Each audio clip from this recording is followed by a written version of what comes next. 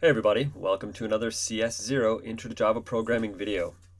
In this video I'm going to talk about generating random numbers and figuring out how to generate random numbers within a range and really understanding what the random number generator does. So I've got this class, hopefully you've got this open, it's called randoms. It's a JFrame. When I run it, you'll see that it's going to bring up a JFrame that has an oval in it, and then it's got some numbers. And you'll see that oval will appear in various places. It's not always going to appear in the same place. See, it appeared down here this time. You can see my numbers up here. And each time those numbers are going to generate different values. That's because I'm doing so using Math.random to generate random numbers. Let's talk about what that does. So I've got this class, and I've got some instance variables at the top. In the previous unit, we talked about instance variables. They're the variables that are accessible anywhere in the class. They're accessible anywhere in the class because they're declared at class level. In other words, they're directly inside the brackets for the class, but not inside the brackets of a method like main or paint. All right, so they are global. We can use them anywhere. Doing all the stuff that I always do inside of a JFrame. Instantiating the object, setting default close operation, setting size, and setting visible. Now, what I've got down here is I've got some initializations for variables. I've got min and max initialized to 25 and 475, and that'll become apparent later on. I've got denum1 initialized with the value math.random. Math.random is a method call to the random method in the math class. It's a static method, so it can be called directly to the class. And what the random method does is it returns a double precision floating point value. It returns a primitive type double number. And it will return always in between 0 and 1 exclusive. In other words, it can generate the value 0, and it can generate everything up to but not including 1. So it could generate 0.999999999, as many nines as there is precision in a double, but it can never generate 1. All right? So when I run this, if I were to print out the value held in denum1,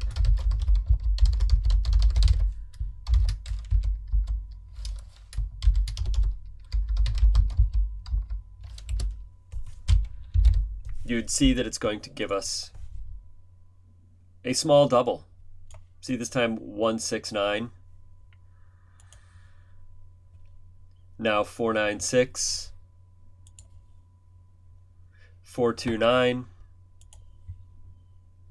708, so on and so forth. And I can keep generating numbers, and it'll always be between 0 and 1 exclusive, never generating 1.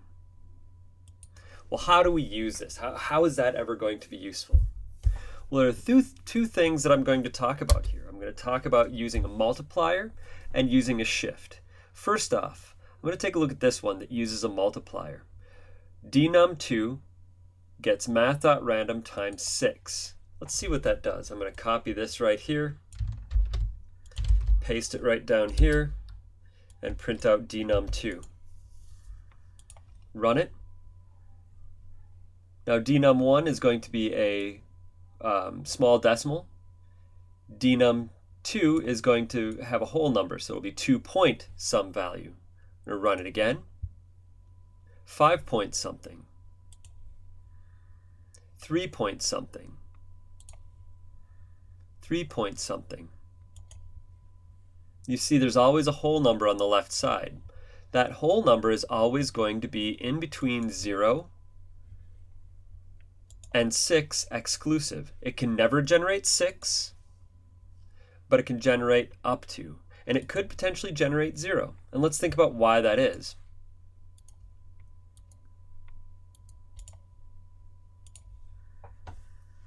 So if I took 1, took 1 and multiplied by math.random and had a floating point value, let's say I did 1 times 0.5. That would give you 0.5, right? Let's think about this. If I did 6 and it generated 0.5, what would it give us? Give us 3, right? if I did 6 and multiply that by 0.3, for example, or 0.3333333, it would give us 2. If we go all the way down to 0.01, 0.1, 0.2, 0.3, 0.4, 0.5, all the way up to 0.9, it would give us values in between 0 and 6 exclusive. And then it would have the decimal places afterwards. Okay, so this can generate between 0 and 6, but it can never generate 6. That's what the multiplier does. The multiplier tells us essentially how many whole number values it can generate. This one can generate 6 whole number values starting at 0. So it would be 0, 1, 2, 3, 4, 5. That's 6 possible values of whole numbers that it could generate.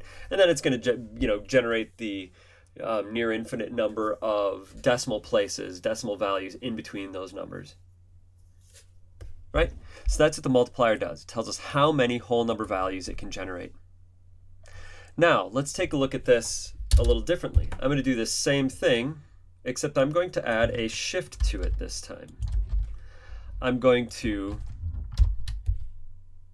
generate my random, and this time around, I'm going to cast it to an int to chop off the decimal. If I run this, you'll see that it's going to just chop off the decimal, but give us the whole number, right? So 1.0, 5.0, 1.0, 2.0, so on and so forth. And it'll give us all the possible whole numbers in between 0 and 6, but it'll never generate 6. That's what the cast did. Now I'm going to add something. I'm going to add a shift to it. I'm going to do +1. And what this shift does is it shifts our range up by that number. So if my range was 6 numbers starting at 0, right? That's what I was getting here, 6 possible numbers. 0, 1, 2, 3, 4, and 5 is what this would give us. What this is going to do is that's going to shift that range starting at 1. So I'll run it, and this will give us between 1 and 6, inclusive. So it can give us 1, it'll never give us 0. See, this time it gave us 6. We couldn't generate 6 before. So let's think about why this happens. As we saw before, this is going to generate between 0 and 0 and 5 inclusive, or 0 and 6 exclusive. So let's say it generates a 1. 1.5967 something like that, okay? When we cast that to an int, it becomes 1. You add 1 to it, it's going to generate 2. Let's think about the smallest value that this can generate here. The smallest value that this right here, this statement here, is going to generate is 0, right? Because we learned that it can give us between 0 and 6 exclusive. So if the smallest number is 0, we add a 1 to it every time. The smallest number in that range is now going to be 1. Now let's think about the other end of it. So if we figured out that the smallest number that it can generate is a 1, let's see what the highest number it can generate is. This statement here, Math.random times 6 cast to an int, we saw that the highest value it could generate before was a 5. Okay? Well, if the highest value is a 5 and we add 1 to it, that's going to be 6. So all the time now, the highest value is going to be 6. This will generate between 1 and 6 inclusive. Okay, so that shift is going to shift our range up. Like I said, this portion right here tells us how many whole number values we can generate. This number right here tells us where we start it. Okay? Let's do this a little differently. Let's say I do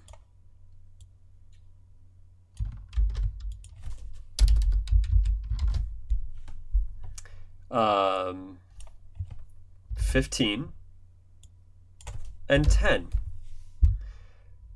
This right here will give us 15 possible values starting at 0. So 0 through 14, 0 through 14 inclusive. This is going to shift that range up. It'll still give us 15 possible values, but it's going to start at 10. So let's think about how this would work. It would do 10, 11, 12, 13, 14, 15, 16, 17, 18, 19, 20, 21, 22, 23, and 24.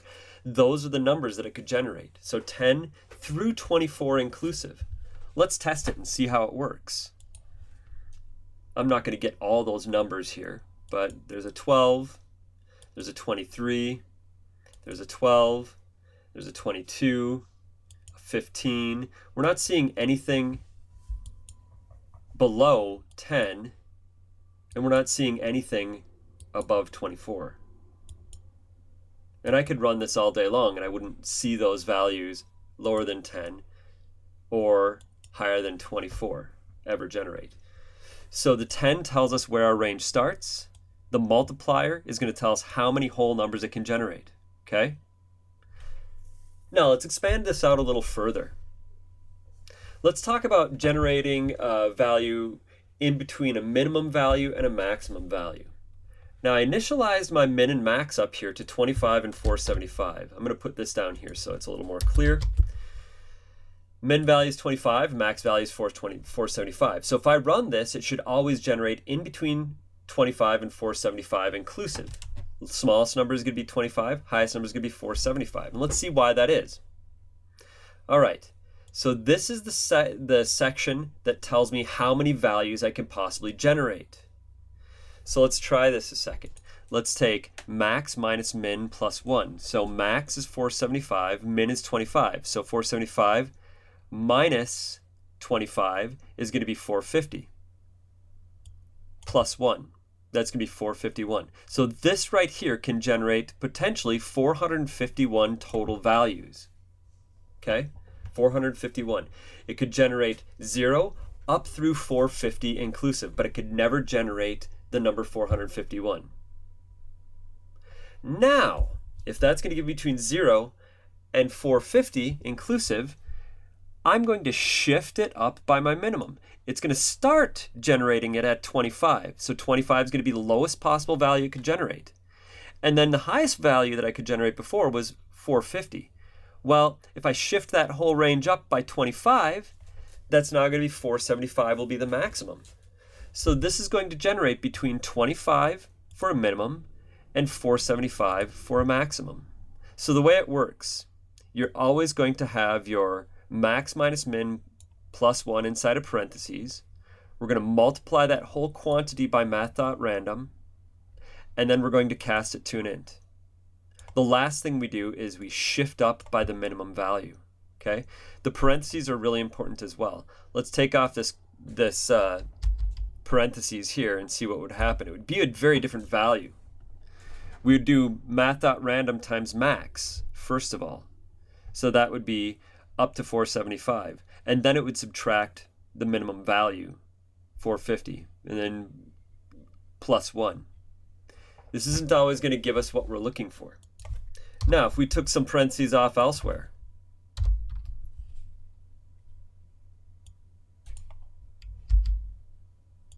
if we took the parentheses off here, it's going to be a different problem. Now, let's think about what happens first. The first thing that's going to happen is the inside of the parentheses. So it would do our summing right here, and then it would cast the Math.random. So Math.random would happen next, and it would cast that. If Math.random gets cast first, let's think about how that happens. This is going to give us a floating point value. It's going to give us between 0 and 1 exclusive, so it can never give us 1. And we know if we cast a floating point value to an int, it truncates the decimal. So if we get a decimal value from this that's smaller than 0, and we cast it to an int, it will always generate 0. So this right here will always generate 0. If we multiply 0 by this value here, it'll always give us 0. And we add that to the min, it'll always be the min value. So you can ensure that anytime we run this without the proper number of parentheses, it's always going to give us 25.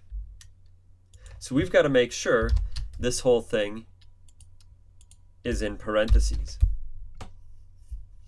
All right, so that's a little bit about generating integers between a minimum and a maximum value.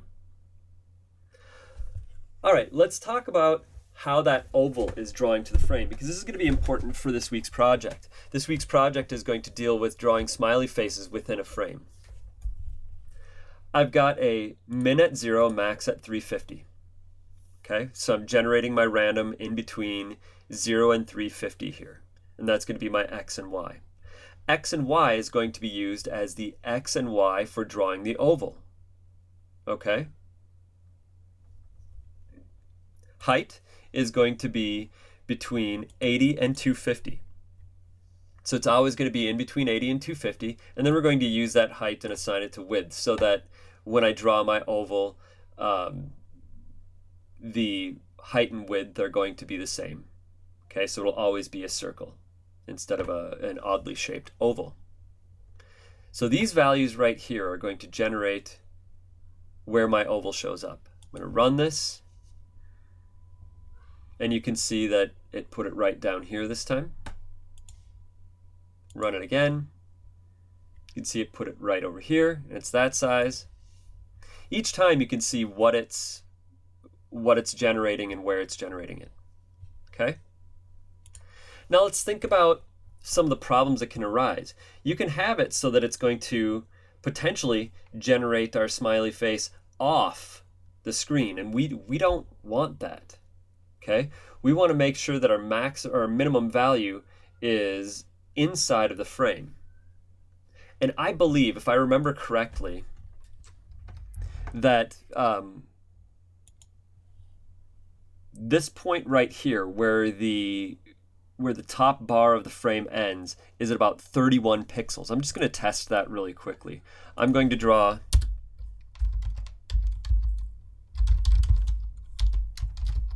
fill rect, and the X is going to be at 50. The Y is going to be at 31. Actually, I'm going to draw rect instead of fill. And it's going to be 50 by 50.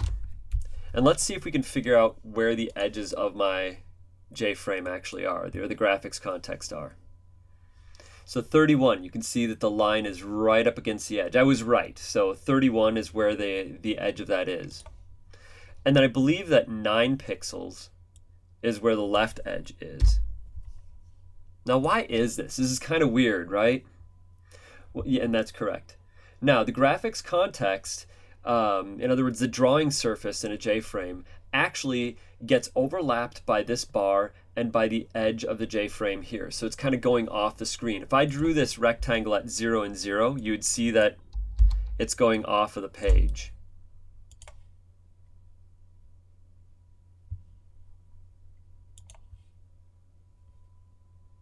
See that? It's overlapped and it's going off the page. But if we put at 9 and 31, it's going to be fully on the page, just up in that corner. It's kind of weird. I know. I don't like it either. It's not a great thing, but it's the way that J-frame is set up with its graphics context. And we'll get around this in future videos. Actually, it might be 8. Yeah, 8 is the left edge, and 31 is the top edge. Okay? Well, let's think about using that to our advantage to make sure that we always draw within the frame. And we're going to have to think about that for our shift. Now, let's think about our minimum and maximum possible values. So we know that we want the X to always generate 8 pixels shifted to the right for sure. So we're going to have a value called min X, and I'm going to set that at 8. Okay? And min X is going to be the minimum value for X. I don't want it to go beyond that. Okay? Now, max X. We have the ability to see how big the frame is. And we can do that with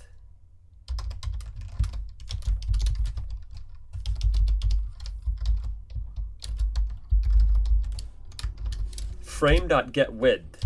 Frame.getWidth is going to tell us how wide the J-frame is. So if I were to run this, it would tell us how wide it is. And right now that's going to be our max X.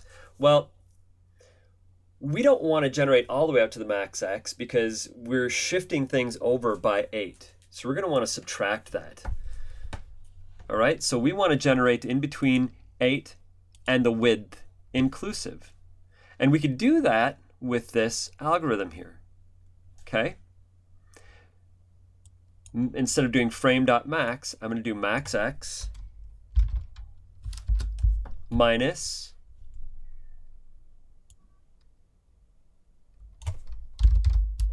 min X. and then I'm going to add min x to it.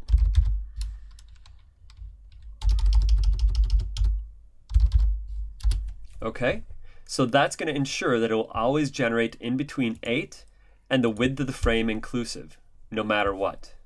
Okay, now let's think about our y. We want to make sure that it's going to be between 31 and the edge of the frame inclusive. So we would want to go int min y gets 31, int max y gets frame dot get height. That's going to tell us how high the frame is. So frame dot get width tells us how wide it is. Frame get height will tell us how wide it is. So now we have the ability to generate to make sure it will stay within the frame completely. Okay? So I'm going to go, my y is going to be max y.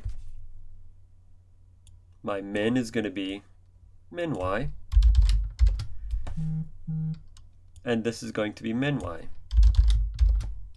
Okay, so I'm generating my min and my max. Now if I were to generate, run these and see what happens, we might have some problems. And let's think about why that is. Oh, it didn't even show up on the frame at all. Okay, there it is. There it is. Now it's going off the page. I thought you said that it would always generate within the frame, no matter what. Let's think about why it might not. Okay, first of all, we have to think about how an oval draws. An oval draws with its origin right up here. Remember, an oval is inside an invisible bounding box. In the upper left corner of that box, right here, is the origin. So let's think about this. Let's say my origin was set to get width and get height. Now get width and get height. The x value for get width is right over here. The y value for get height is right here. So if I generated an oval at get width, get height, the origin would be right at this corner. So it would actually draw down here, down and to the right of the frame. That's a problem. So now what we have to do is we have to shift our x and y origin left and up by the height and width of the frame. We don't want it to, or by height and width of the oval. We don't want that oval ever to generate off the screen. We want it to generate its you know, if it were this size, its origin should be right about here, okay, for a maximum. So let's think about how we can do that. Well, we're generating our height and width down here. What I'm going to do is I'm going to take this, I'm going to put it down underneath here. I want to generate my height and width first, because what I'm going to do then is I'm going to make sure that my max value is always going to be width and height less than what we're looking for, okay? In other words, I want that max value for the x to be the width of the frame minus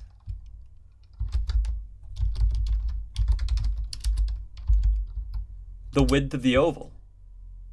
That means it can never generate higher than the width of the frame minus the width of the oval. So there'll always be a buffer there that's going to be as wide as the oval is.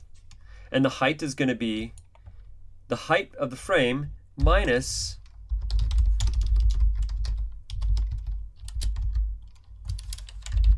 the height of the oval.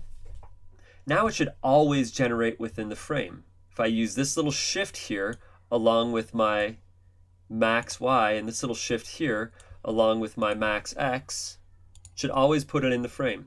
We shouldn't get any overlaps. Okay?